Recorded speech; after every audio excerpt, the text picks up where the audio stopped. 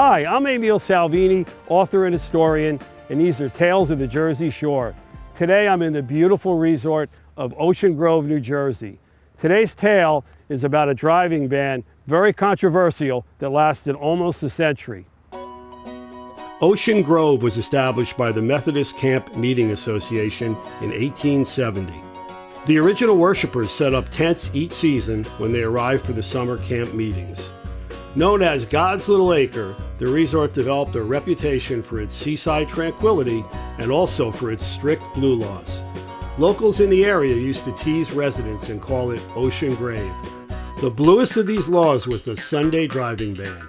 Worshippers seen here in the late 1800s did not need to drive on the Sabbath. For over a century, driving was forbidden in Ocean Grove from midnight Saturday to midnight Sunday.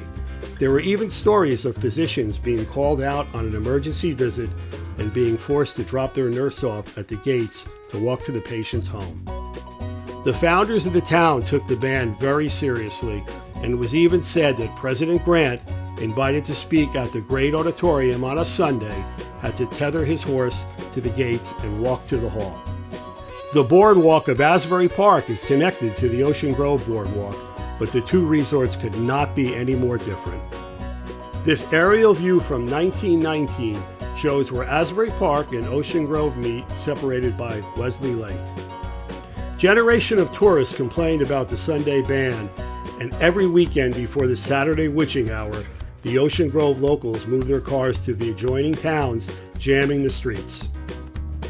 So it didn't take marches and it didn't take protests, but what eventually brought down the driving ban was simply this: ink on paper. The Camp Meeting Association had taken on a powerful adversary, people that bought ink by the barrel. Media owners were not going to take it, and they launched a protracted legal battle based on the Freedom of the Press Clause in the U.S. Constitution. Before the internet, nothing was more American than your newspaper and a cup of coffee on a Sunday morning. The dilemma with the driving ban was trucks were not allowed in town to deliver newspapers after 12 o'clock Saturday night. Compromises were suggested.